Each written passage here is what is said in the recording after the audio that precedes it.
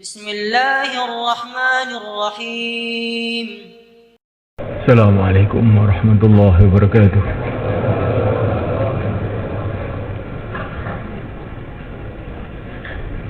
إن الحمد لله نستعينه ونستغفره ونؤمن به ونتوكل عليه ونعوذ به من شرور أنفسنا ومن سيئات أعمالنا. من يهديه الله فلا مضل له ومن يضلل فلا هادي له.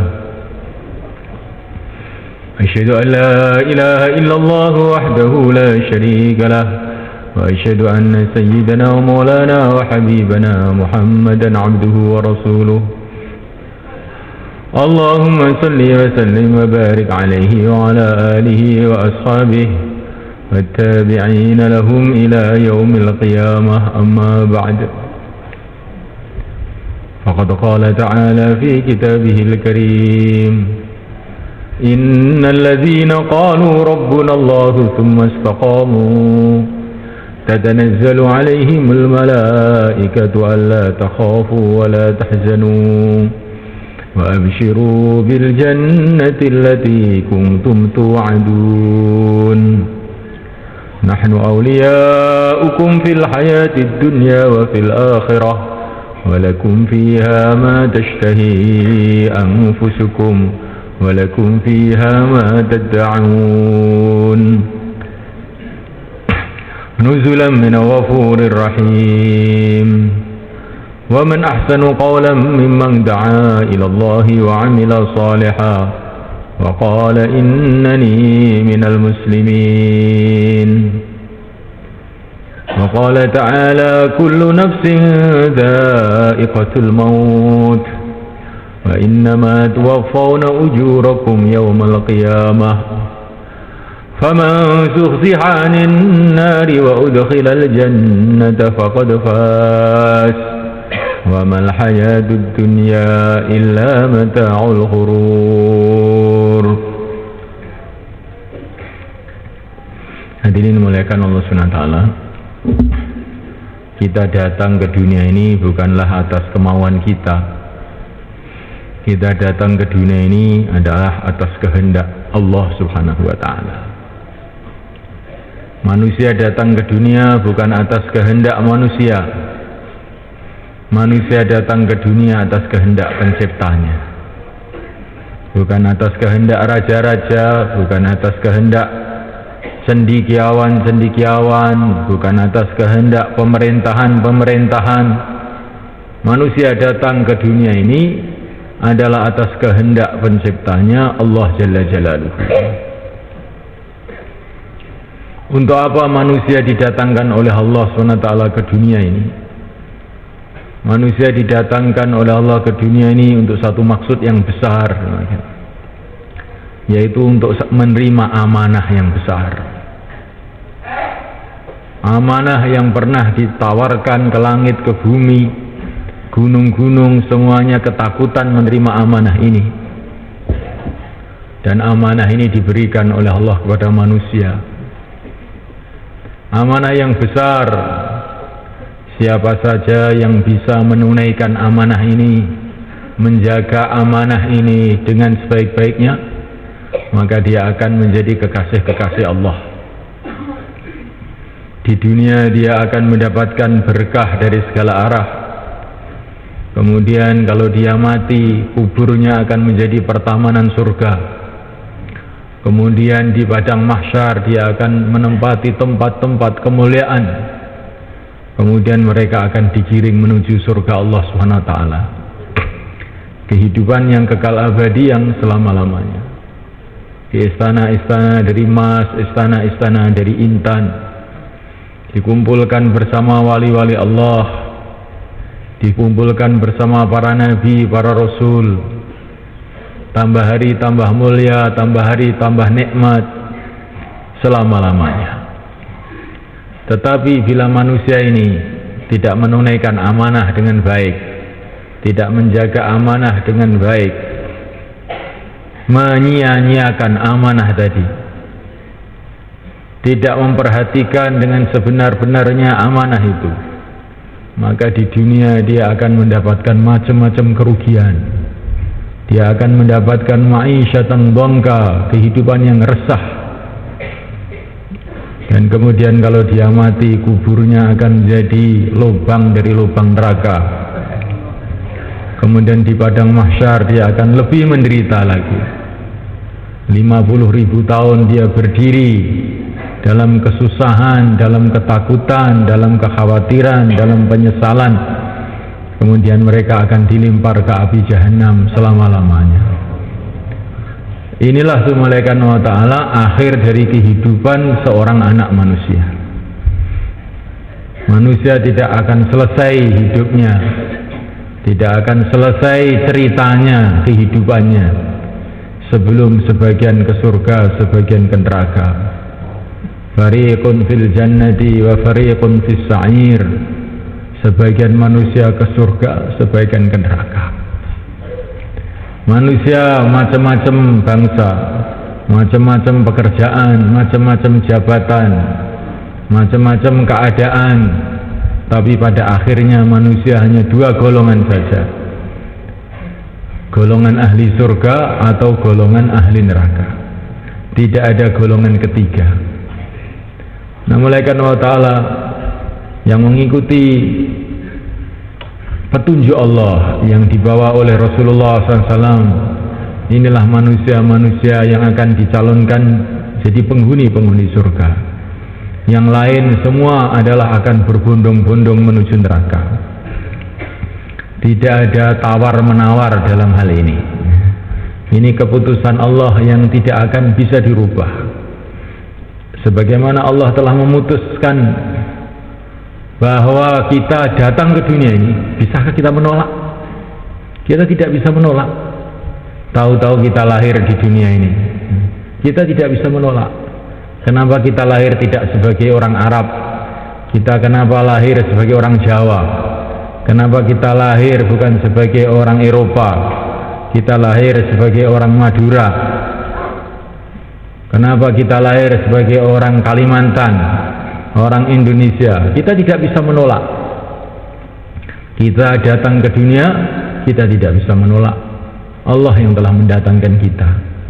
Juga begitu juga ketika datang waktunya Allah memindahkan kita ke alam kubur, maka kita tidak bisa menolak juga. Begitu juga malaikat Allah Ta'ala ketika Allah menghendaki membangkitkan kita di padang mahsyar, juga kita tidak akan bisa menolak juga. Begitu juga malaikat ketika terjadi pengumuman sebagian manusia harus ke surga, sebagian manusia harus ke neraka, juga kita tidak bisa menolak. Ini tidak ada tawar-menawar. Wah, saya perkara ini nggak mau, Pak. Saya tidak mau untuk ke neraka, tapi juga saya tidak mau untuk berjuang menuju surga. Tidak bisa. Tidak ada pilihan. Ima ke surga, ima ke neraka. Taat kepada Allah ke surga, tidak taat kepada Allah maka ke neraka. Hadirin yang dimuliakan Allah Subhanahu wa Ta'ala, apakah tanggung jawab yang telah Allah berikan kepada manusia ini apa? Tanggung jawab itu semalakan diringkas dalam dua kalimat syahadat. Asyhadu an la ilaha illallah wa asyhadu anna Muhammadar Rasulullah. Tanggung jawab pertama semalakan Allah Ta'ala adalah mengenal Allah, mengenal keagungan Allah, kehebatan Allah, kekuasaan Allah yang menciptakan kita, menciptakan alam semesta, menciptakan langit, menciptakan bumi, menciptakan daratan, menciptakan lautan, menciptakan alam semesta dengan segala tertibnya. Dialah yang menertibkan pohon-pohon sehingga pohon itu teratur. Ini pohon apel tertibnya begini, ini pohon mangga tertibnya begini, ini pohon kelapa tertibnya begini. Dialah yang mengatur segalanya. Dialah yang membundarkan buah-buahnya, yang menguningkan daun-daunnya, yang memaniskan rasanya. Dialah Allah yang menjalankan segalanya. Dialah yang menjalankan matahari, dan dia pula yang menenggelamkannya, yang menerbitkannya, Dialah yang mengatur bulan, bintang-bintang yang jumlahnya bertriliun-triliun, tidak ada yang bisa menghitungnya. Dialah yang membuat cuaca, sehingga ada cuaca penghujan, ada cuaca kering. Dialah yang mengatur lautan, sehingga lautan itu bergelombang dengan gelombang yang tertentu, sehingga berjuta-juta triliun-triliun ikan ada di sana. Dialah yang menumbuhkan makanan di lautan untuk ikan-ikan, tidak ada habis-habisnya dimakan beribu-ribu tahun. Dialah juga yang menumbuhkan makanan-makanan untuk manusia, binatang-binatang di bumi ini dengan segala macamnya. Dialah Allah, tidak ada Tuhan selain Allah. Tidak ada yang berhak diagungkan yang sebenar-benarnya selain Allah. Tidak ada yang berhak ditakuti yang sebenar-benarnya selain Allah. Karena seluruh kebaikan yang ada dalam diri kita, sebagai seluruh kebaikan yang ada dalam keluarga kita, seluruh kebaikan yang ada di alam semesta ini, semuanya hanya dari Allah. Maka subhanahu wa ta'ala tidak ada yang pantas diharap selain hanya Allah saja. Tidak ada bahaya, tidak ada bahaya yang ada dalam diri kita, keluarga kita, umat manusia semua, di dunia, di akhirat, di neraka, kecuali semua juga hanya dari Allah. Maka tidak ada yang berhak ditakuti dengan sebenar-benarnya kecuali hanya Allah subhanahu wa ta'ala. Dialah Allah Al-Basir yang maha melihat. Dialah Allah Al-Basir yang maha melihat, yang memberikan penglihatan kepada manusia, kepada jin, kepada para malaikat, kepada macam-macam makhluknya. Dialah Allah Al-Basir yang maha mendengar. Dialah yang memberikan pendengaran kepada manusia, memberikan pendengaran kepada binatang-binatang, kepada malaikat, kepada jin, dan kepada makhluk-makhluk yang lain. Dialah Allah yang maha agung, yang maha suci. Ma khatara fi balika fallahu bi khilafihi. Apa saja yang terlintas di dalam hati kamu, ketahuilah bahwa Allah tidak seperti itu. Allah lebih agung dari segala yang kamu bayangkan, lebih hebat dari segala yang kamu pikirkan. Tidak bisa diukur oleh otak manusia, tidak bisa diukur oleh hati manusia. Allah yang maha mutlak, yang maha besar, yang maha agung, yang maha bijaksana, yang maha rahman, yang maha rahim, yang memelihara kita ketika kita masih ada di perut ibu kita dalam kegelapan. Dialah Allah yang memelihara kita, yang memberi makan kepada kita. Dialah Allah ketika kita lahir, Allah jadikan ibu kita sayang kepada kita. Dialah Allah yang memelihara kita sehingga keluar air susu dari ibu kita. Dialah Allah, dialah Allah maha segalanya.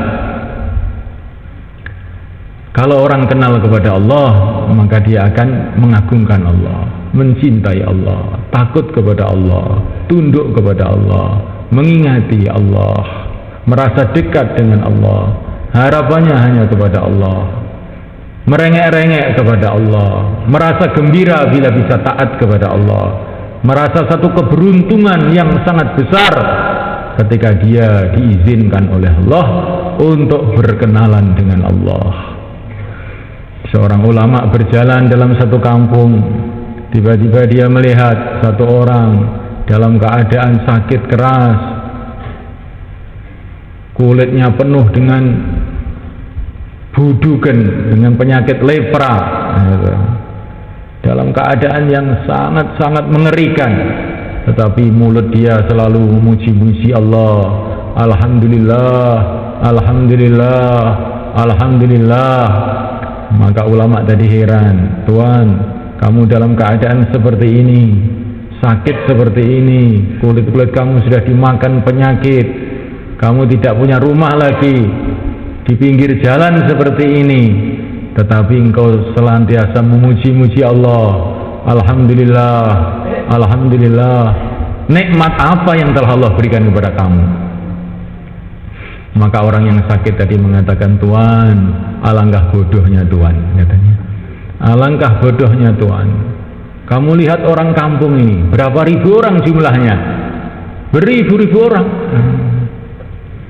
Beribu-ribu orang ini yang diizinkan oleh Allah untuk berkenalan dengan Allah hanya saya saja. Yang lain-lain tidak ada yang kenal kepada Allah. Bagaimana saya tidak bersyukur kepada Allah, tidak memuji-muji Allah? Ini nikmat yang sangat besar, mereka mengenal Allah, nikmat yang sangat besar. Orang merasa mendapatkan nikmat besar kalau dia bisa berkenalan dengan raja-raja, bisa berkenalan dengan presiden-presiden. Bagaimana orang yang berkenalan dengan pencipta seluruh raja, pencipta seluruh presiden, pencipta seluruh manusia, pencipta seluruh jin, pencipta dunia, pencipta akhirat, pencipta langit, pencipta bumi. Betul-betul satu karunia yang besar. Kalau kita punya umur 1000 tahun pun tidak cukup untuk mensyukuri karunia ini, sebenarnya. Karunia yang sangat-sangat besar. Kalau orang menganggap ini karunia biasa, sesungguhnya dia orang yang sebodoh-bodohnya manusia. Berkenalan dengan Allah dianggap barang biasa. Ini setolol-tololnya manusia. Berkenalan dengan Allah dianggap perkara biasa. Ini adalah sejahat-jahatnya manusia. Ini perkara luar biasa, mereka. Ini perkara satu luar biasa. Orang mengenal Allah ini perkara luar biasa, mereka. Tapi saking tololnya manusia, bodohnya manusia, maka manusia mengenal bulan dianggap satu kehebatan, mengenal matahari dianggap satu kehebatan, mengenal virus-virus, bakteri-bakteri dianggap satu kehebatan, mengenal antariksa dianggap satu kehebatan, mengenal tumbuh-tumbuhan dianggap satu kehebatan. Ya, orang mengenal tumbuh-tumbuhan maka dia jadi dokter tumbuh-tumbuhan. Ya. Beberapa tahun yang lalu saya ketemu di Kediri, itu dapat cerita ada orang Korea, dia bagian menanam semangka. Dia bertahun-tahun meneliti semangka sehingga dia ahli dalam menanam semangka. Maka dia dapat gelar doktor semangka. Ya. Dia gembira dengan bisa mengenal semangka, saja gembira. Dihormati, digaji. Ini dokter apa Pak kamu? Dokter semangka. Ya. Tetapi semulaikan Allah Ta'ala, manusia mengenal Allah Subhanahu Wa Ta'ala, mengenal asma-asma Allah Subhanahu Wa Ta'ala, mengenal sifat-sifat Allah Subhanahu Wa Ta'ala, jauh lebih besar daripada mengenal apapun saja. Inilah ilmu yang terbesar, inilah karunia yang terbesar, mengenal Allah, sehingga tertanam di dalam hati kalimah la ilaha illallah. Besar, perkara besar ya, mereka. Kalau kita tidak punya uang, tidak punya rumah, tidak punya anak, tidak punya istri, tidak punya apa-apa, punya satu ini saja, kita ini sebetulnya sudah sekaya-kayanya manusia, seberuntung-beruntungnya manusia. Karena sebentar lagi akan jadi raja di surga Allah SWT. Jadi orang iman ini bersyukur. Qul bi fadlillahi wa bi rahmatihi fabidzalika falyafrahu huwa khairum mimma yajma'un. Nikmat agama inilah yang pantas kita bergembira ria dengannya. Ini lebih baik daripada seluruh yang dikumpulkan orang-orang kafir. Harta benda, teknologi, pangkat, apa, jabatan, semua nggak ada apa-apanya dibanding nikmat iman, nikmat tertanamnya kalimah la ilaha illallah. Maka orang yang beriman ini tidak layak, tidak pantas untuk melirik kenikmatan-kenikmatan yang Allah berikan pada orang kafir. Wala tamuddanna 'ainaika ila ma matta'na bi. Kita ini melototi melototi kemewahan-kemewahan orang-orang yang tidak beriman, ini sudah suatu kerugian, sudah satu kebodohan, sudah sesuatu hal yang tidak pantas, ya. Ibaratnya kita ini sudah dikasih rumah dari emas, kok melirik orang yang rumahnya dari gedek. Ini kan namanya orang nggak bener otaknya. Sudah disabkan istri dari bidadari, tetapi masih juga melirik wanita yang gudiken, ya kan? Sudah dicalonkan menjadi raja di surga, masih juga ingin jabatan-jabatan di dunia. Ini sebetulnya adalah satu hal yang tidak pantas sebetulnya kalau kita mau berpikir. Maka kita ini sebetulnya orang yang nggak pantas semua, ya kan? Makanya wa qalilun min ibadiyasy syakur, sungguh sedikit orang yang bersyukur itu, sungguh sedikit. Bersyukur atas nikmat-nikmat Allah itu sungguh sedikit. Bersyukur atas nikmat agama lebih sedikit lagi. Karena ini orang-orang istimewa kan. Orang yang bisa mensyukuri nikmat agama, ini orang-orang istimewa. Orang-orang yang memang orang mulia. Hanya orang-orang mulia yang tahu kemuliaan. Hanya orang-orang mulia lah yang tahu kemuliaan. Yang bisa menghargai kemuliaan hanyalah orang-orang yang mulia. Tapi kalau orang-orang hina, dia tidak memahami kemuliaan. Dia tidak memahami kemuliaan. Seseorang kampung yang bodoh, yang tidak pernah belajar, taunya ya macul di sawah siang dan malam, maka dia tidak tahu nilainya teknologi, dia tidak tahu nilainya benda-benda yang di kampung itu nggak ada. Di kampung nggak ada. Begitu juga semuanya, hanya orang-orang yang dapat hidayah Allah saja yang tahu nilainya agama, nilainya iman.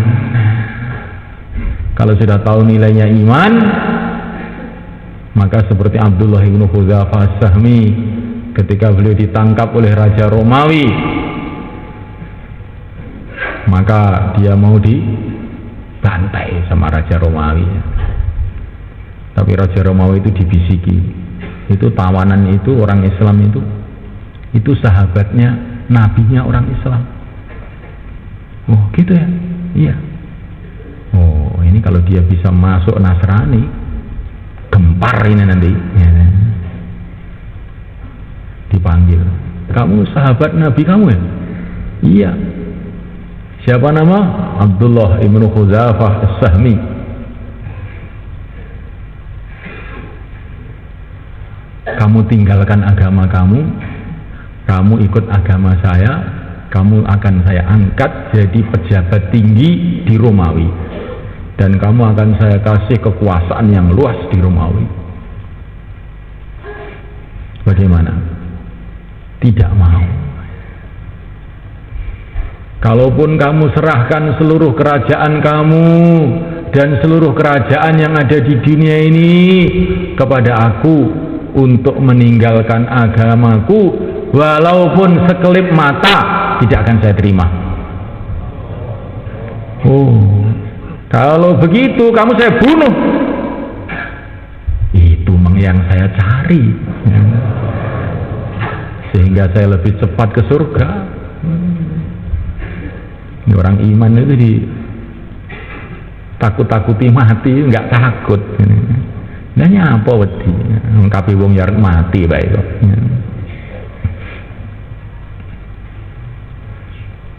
Karena malaikat Allah Subhanahu wa taala. Ini kalau orang tahu harganya iman.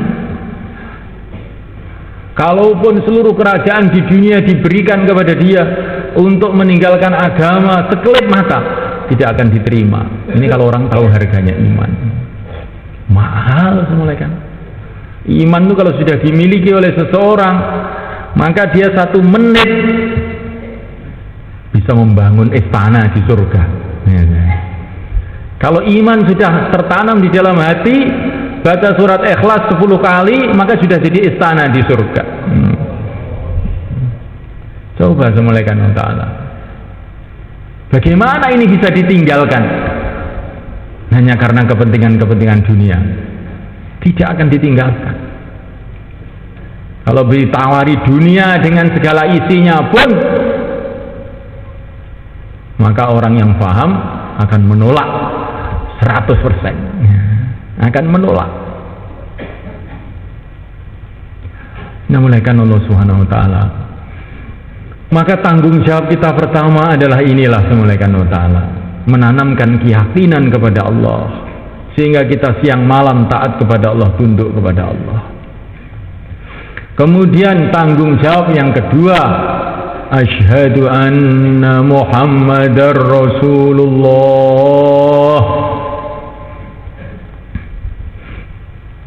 Keyakinan bahwa baginda yang mulia Muhammad sallallahu alaihi wasallam adalah utusan Allah. Apa tanggung jawab kita, saudara? Bagaimana kehidupan kita ini mengikuti kehidupan baginda Nabi SAW? Bagaimana yang kita pikirkan, yang difikirkan Rasulullah SAW? Yang kita cita-citakan, yang dicita-citakan oleh Rasulullah SAW. La yu'minu ahadukum hatta yakuna hawahu taba'an lima ji'tu bih. Orang itu belum dianggap iman yang sebenarnya sebelum kesenangannya itu mengikut agama yang saya bawa ini, kata Rasulullah SAW. Kesenangan kita, kesenangannya Rasulullah SAW. Apa saja malaikat. Sayyidina Anas bin Malik radhiyallahu ta'ala anhu, ini beliau ini tidak suka labu, tapi ketika melihat Rasulullah kok suka makan labu, langsung itu jadi makanan kesukaannya. Ini sahabat itu memahami Muhammadur Rasulullah itu seperti itu. Lidahnya itu langsung berubah. Lidahnya langsung berubah. Tidak berpikir saya ini orang Jawa, ya roti gak doyan, gak. Rasulullah roti, saya yang paling suka roti. Rasulullah kurma, yang paling saya sukai ya kurma. Nah, apa bisa begitu? Nah, itulah namanya hakikat iman, mereka. Hakikat iman. Nah, malaikat Allah Ta'ala, kalau ini udara-udara kekufuran sudah masuk di dalam hati, maka apa yang disukai orang kafir jadi kesenangan dia, ya kan? Apa kesenangannya orang kafir jadi kesenangan dia. Orang kafir pakaiannya begini ikut begini, pakaiannya begitu ikut begitu. Bisa bahasa Inggris yes no itu sudah gembira. Ini baru orang cendekiawan, orang modern. Padahal saya ini guru yes no tok adalah asli nih. Karena kekaguman kepada orang-orang Inggris. Maka bisa bahasa Inggris itu aja sudah Masya Allah, walaupun banyak kelirunya, sudah dianggap satu kebanggaan. Ini orang pinter ya. Namulakan Allah Subhanahu wa Ta'ala. Maka orang yang cinta kepada Rasulullah SAW, begitu juga namulakan Allah Ta'ala. Apa yang dicintai Rasulullah dicintai.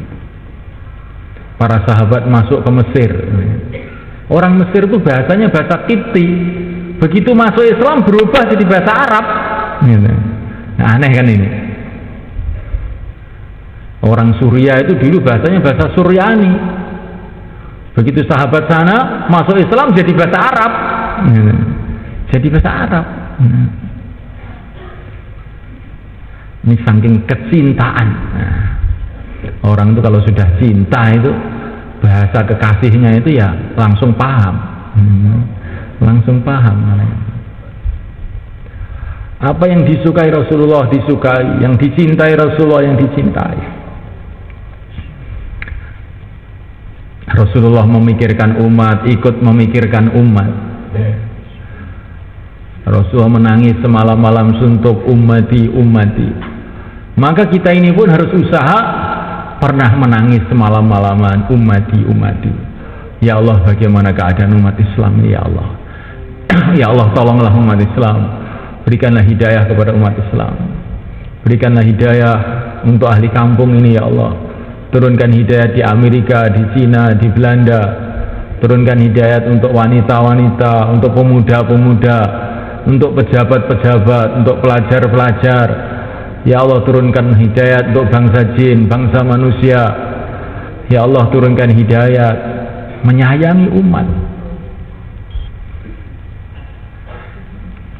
Nah, malaikat Allah Ta'ala, kalau seorang petani, gembiranya itu kalau musim hujan datang, ada tandur ijo royo-royo, air gemericik. Apalagi kalau sudah mau panen, padi-padi sudah menguning, maka inilah hiburan yang terbesar bagi seorang petani. Maka dia duduk di galengan, terasa duduknya itu begitu nikmat seperti duduknya raja di istana. Duduk di galengan, ngerokok gudang garam, Masya, melihat padi yang mau panen. Oh, sudah lupa dunia, lupa akhirat sudah, bukan? Ini kalau seorang petani. Seorang pengikut Rasulullah SAW, apa kira-kira gembiranya, malaikat? Kalau melihat umat mengamalkan agama, masjid-masjid makmur, jamaah-jamaah dikeluarkan 4 bulan, 40 hari, dalam negeri, luar negeri, negeri jauh. Masya Allah, nikmat. Ini kalau pengikut Rasulullah SAW. Kalau tidak seperti itu, naudzubillah,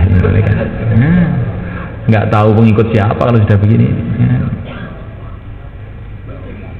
Sekarang kita ini baru tingkatan petani, apa kita ini pedagang, apa kita ini sudah betul-betul menjadi umatnya Rasulullah yang sebenarnya. Nah, ini yang kita renungi sekarang.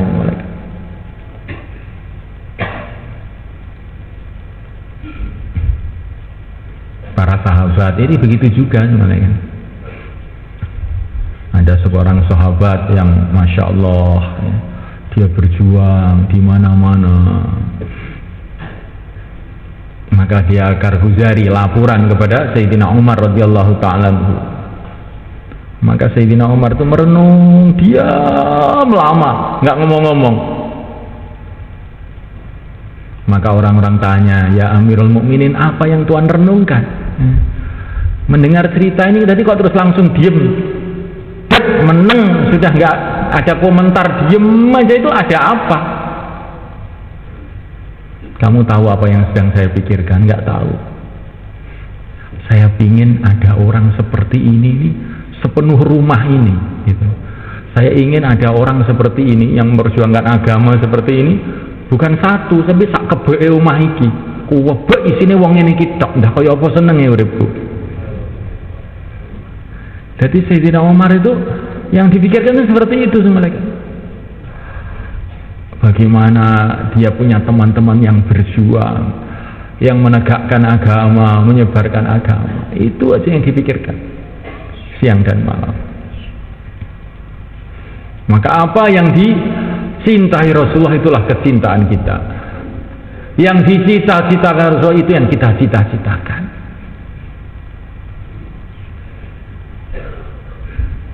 Saya ini sudah tua, sudah mau mati. Apa yang akan saya wariskan kepada keluarga saya? Gitu, Pak. Apa yang akan kita wariskan? Kalau dia seorang petani, maka pikirnya saya akan mewariskan 10 hektar sawah saya, 5 hektar sawah saya. Kalau nggak punya sawah ya saya akan mewariskan rumah saya ini nanti dibagi-bagi untuk 5 anak saya. Tapi kalau pengikut Rasulullah SAW, apa yang dipikirkan? Saya ini sudah tua, saya ingin mewariskan satu masjid yang hidup 5 amalan 24 jam. Saya ingin mewariskan kampung-kampung yang hidup agama, rumah-rumah yang hidup agama, sehingga saya mati tersenyum-senyum di kubur saya. Ini warisannya Rasulullah itu apa? Rasulullah tidak mewariskan kerajaan, tidak mewariskan istana, tidak mewariskan apa-apa. Warisannya Rasulullah itu apa? Sayyidina Abu Bakar As-Siddiq radhiyallahu ta'ala itu warisannya Rasulullah. Sayyidina Umar bin Khattab radhiyallahu ta'ala itulah warisannya Rasulullah, yang akhirnya menyebarkan agama seluruh dunia. Itu warisannya Rasulullah. Syekh Muhammad Ilyas warisannya apa? Itu Nizamuddin, masjid yang tiap hari mengeluarkan jamaah ke seluruh dunia. Itu warisannya Syekh Ilyas. Mencetak orang-orang yang pikir agama, Syekh Yusuf, Syekh Idharul Hasan, Syekh In'amul Hasan, Syekh Ihtisamul Hasan, Haji Mihrab, itulah warisannya Syekh Muhammad Ilyas rahimahullah. Nah kita ini warisannya kira-kira apa? Wes untuk taskilan piro? Masjid piro wis diuripne. Lah ngeten iki lah sing kita pikirin sakniki niki, Pak.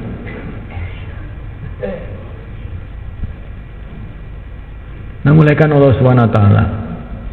Sekarang kita hentikan pikir masalah mau panen, mau tidak panen, mau bikin rumah, mau tidak bikin rumah. Sementara kita hentikan dulu. Tapi yang kita pikirkan ini bagaimana kita ini jadi umatnya Rasulullah SAW yang sebenar-benarnya. Fikir kita, fikir Rasulullah. Amalan kita, amalan Rasulullah. Akhlak kita, akhlak Rasulullah. Cita-cita kita, cita-cita Rasulullah SAW. Yaitu bagaimana hidupnya agama di seluruh dunia. Inilah kemuliaan yang sebenarnya. Sehingga kita nanti wafat dijemput oleh Rasulullah SAW. Ini ayahnya Syekh Ilyas mulai kan. Ayahnya Syekh Ilyas itu ajib tuh dia. Ayahnya Syekh Ilyas itu dia ini tiap hari itu nyegat orang yang pergi ke pasar. Orang-orang yang pergi ke pasar. Kamu pergi ke pasar untuk apa? Untuk kerja. Kerjanya berapa sehari?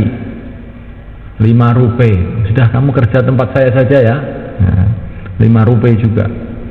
Orang-orang mau ke pasar itu disegati, disuruh ke rumah dia kerja gaji 5 rupiah. Kerjanya apa ternyata itu? Diajari sholat, diajari zikir, diajari agama. Nanti kalau sore dikasih uang 5 rupiah, udah pulang. Besok kesini lagi ya, 5 rupiah lagi nanti. Jadi senengane iki ngono ku ya. Ngerjakne wong sing nglakoni agama dibayar karo Maulana Ismail niku. Sama tahu krungu wong kaya ngoten niku. Makane akhirnya duwe anak kaya Syekh Ilyas niku ya pates ae ngoten lho nggih. Panjen bapake iki ngoten niku, nggih. Bapake kaya ngono senenge ning agama, terus anake kaya ngono, ya pantes nggih. Nah mulai kan Allah Ta'ala akhirnya ini mulai kan sampai uangnya habis. Tiap hari membayari orang-orang yang amal di masjid tadi itu, akhirnya uangnya habis itu ayahnya Syekh Ilyas. Tetapi orang-orang liwat itu yang biasa sudah ke situ digaji itu masih datang juga. Maka beliau mengatakan, sekarang uang saya sudah habis. Saya tidak minta uang, katanya. Saya tidak minta uang, pokoknya saya mau agama. Insyaallah. Akhirnya terus amal agama di situ bersama-sama beliau, ngajak temannya. Dia pikir dari ayahnya Syekh Ilyas ini akhirnya dituruni itu dengan cara yang lebih besar lagi oleh Syekh Muhammad Ilyas rahimahullah. Jadi gembiranya itu kalau dia itu melihat orang amal agama sampai dibayari orang amal agama sampai uangnya itu habis. Akhirnya beliau wafat. Setelah wafat mulai kan ulama-ulama pada datang semua. Maka menunggu sholat jenazah itu salah satu ulama itu ngantuk mulai kan. Tapi ngantuknya ulama itu berbeda dengan ngantuk kita mulai kan. Ngantuknya ulama itu lain. Hatinya itu selalu zikir pada Allah. Ulama zaman dulu malaikat ini. Maka ditemui oleh ayahnya Syekh Ilyas ulama tadi dalam mimpinya. Cepat disolatkan, cepat saya dibawa ke kubur saya. Karena saya malu. Rasulullah sudah menunggu saya. Rasulullah sudah menunggu saya. Ini hasilnya orang pikir agama. Bukankah kita mau mati juga kalian? Ya. Bukan hanya ayahnya Syekh Ilyas yang mati, kita pun semua akan mati. Alangkah bahagianya, alangkah beruntungnya, alangkah nikmatnya bila kita mati, roh kita ini dijemput oleh yang mulia baginda Muhammad SAW. Bagaimana caranya? Kalau kita teruskan perjuangan baginda Nabi ini semuanya. Oleh karena itulah semulaikan yang niat untuk belajar meneruskan perjuangan Nabi ini 4 bulan, 40 hari silahkan berdiri ke selatan. Taqabbalallah, jazakumullah. Monggo Pak, monggo. 4 bulan. Masya Allah. 4 bulan, 40 hari. Masya Allah. Monggo. Saking Ngawi, itu. Masya Allah. Taqabbalallah. Jazakumullah.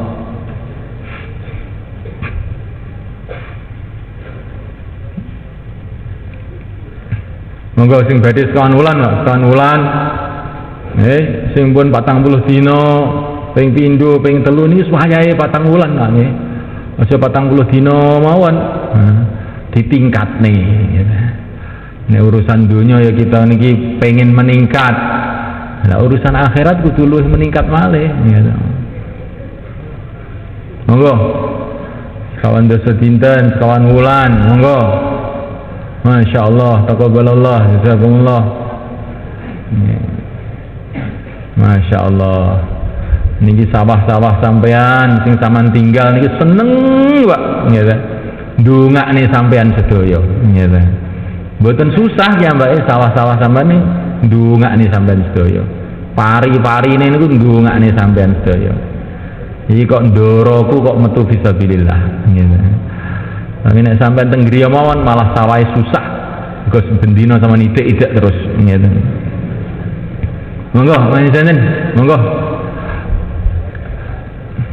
4 bulan, 40 hari, taqabbalallah, jazakumullah, masyaallah. Masyaallah. Sinten malih Pak, monggo. Sekan wulan, sekan dosa dinten.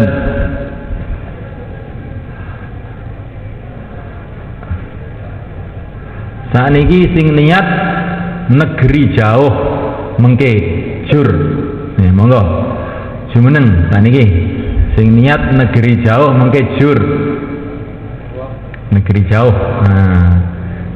Kelantan Kanjeng Nabi rumiyin fikir seluruh alam, kita pun fikir seluruh alam.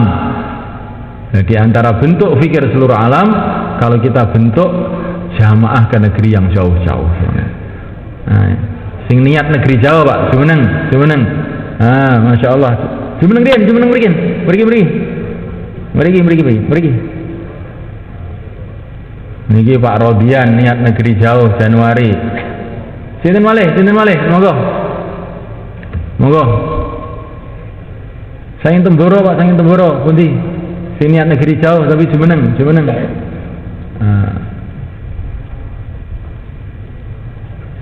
Sangin Temboro, sing negeri jauh. Pak Hambali, Basi Salam. Ya, sawi jumeneng Jumeneng. Mboten rawuh. Kemriko. Monggo, nih Pak Rodian mriko. Sinten malih sing saking luar Temboro ki? Pak Prasojo, Pak sinten, Pak Dimyati, Pak sinten sing badhe niat negeri jauh. Kula aturi jumeneng nika kalih Pak Makmun, niat Pak Makmun mriko. Monggo. Masyaallah. Mbak Ismanan, monggo, masyaallah. Sing niat negeri jauh. Nika kempal kalih Pak Makmun nika. Masyaallah nguat niat, ngencengi niat, monggo.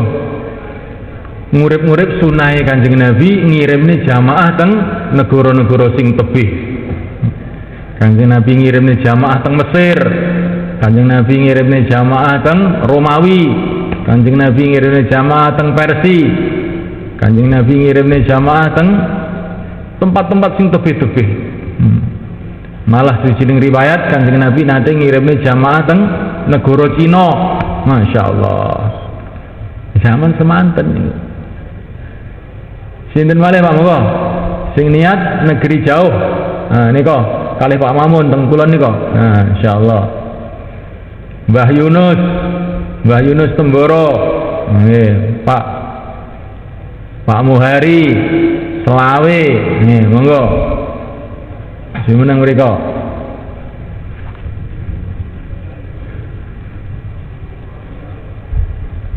Sakniki sing niat nggih India, Pakistan, Bangladesh wekdal celak-celak niki.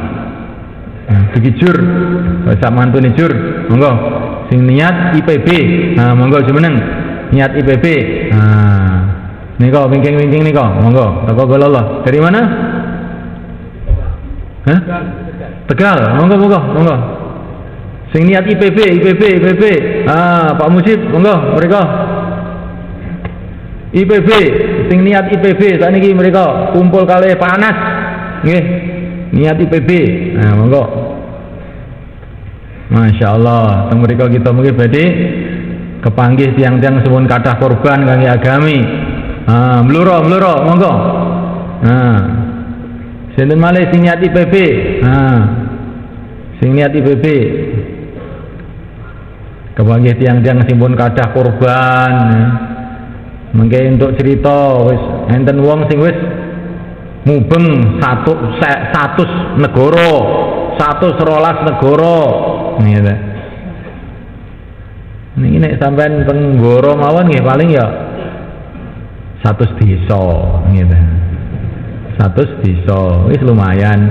Mengke sampean nek dugi Pakistan, Pak, wong niku wis tau mubeng 100 negara, 50 negara. Ngene. Sehingga kita niki enten gambaran, kita jenenge mikir umat ngene iki. Gak mikir negara, gak mikir kampung, gak mikir benua, mikir umat. Seluruh alam. Monggo sini malih sing niat IPB. Nika kumpul karo Pak Anas nika, nggih. Insyaallah sedaya niat nggih. Insyaallah sedaya niat. Agama ini agak niat tok oleh ganjaran ya. Tapi asalkan niatnya ini gue saestu-estu sing manah oleh ganjaran. Lan niat nih kok saestu-estu, innama ta'ti nusrah ala qadari niyah. Pertolongan Allah itu datang menurut niatnya. Syekh Muhammad Ilyas tidak pernah datang ke Jawa, ke Indonesia, tetapi semula karena niat beliau mau bagaimana agama, bagaimana kerja dakwah hidup di seluruh dunia. Akhirnya Allah SWT telah hidupkan kerja ini di mana-mana seluruh dunia. Jadi niat itu penting, niat itu penting. Sahabat-sahabat ingin mendatangi seluruh kampung, tetapi ada kampung yang belum didatangi sahabat juga.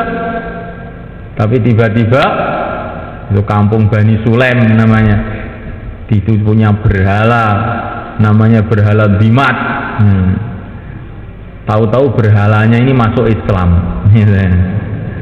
Jadi berhalanya itu ada jinnya mungkin begitu, dan jinnya kemudian masuk Islam.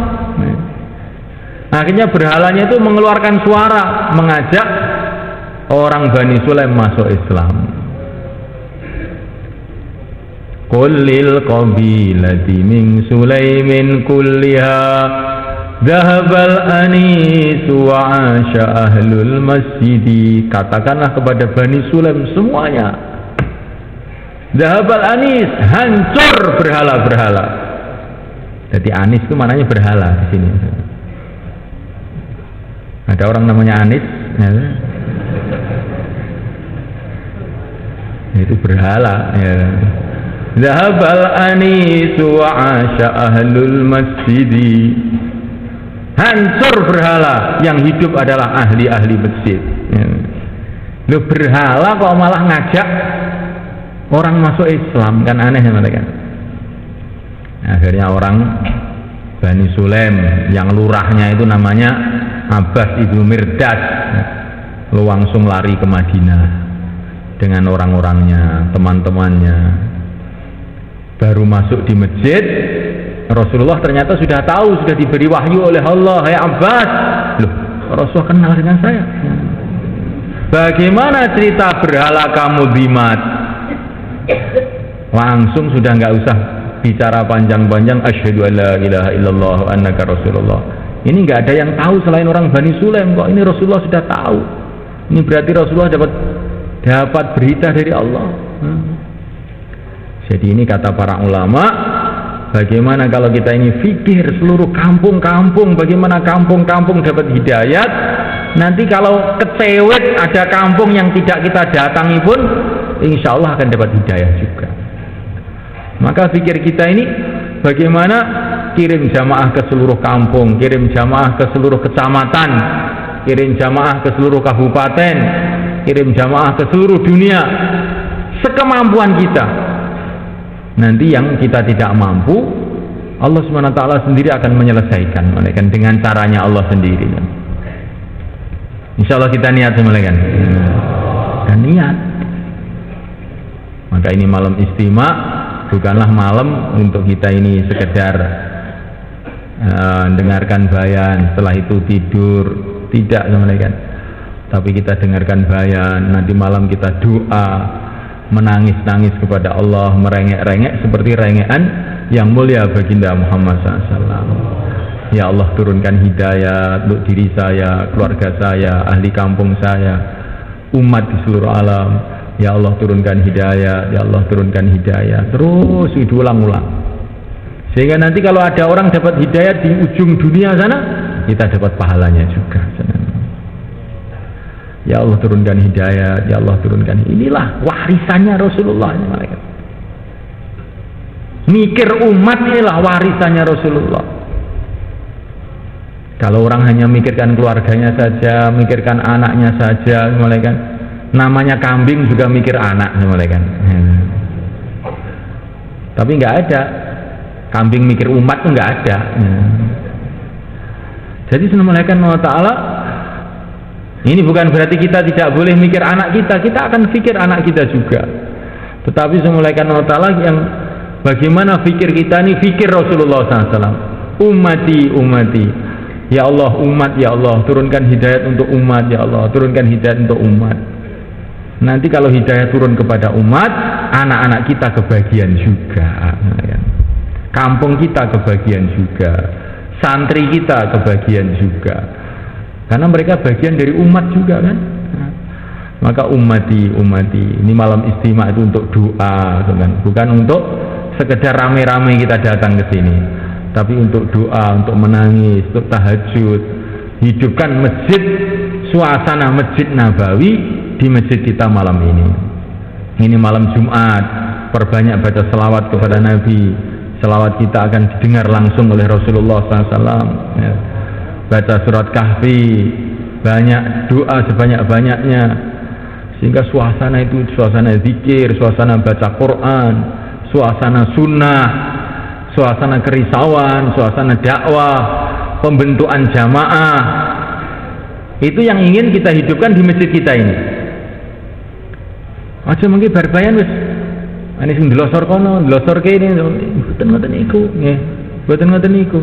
barbayan teng halakoh bentuk jamaah, kapan jamaah kok halakoh arep metu, kok mahalai kapan jamaah arep metu. Fikire Rasulullah diterusne insyaallah nggih.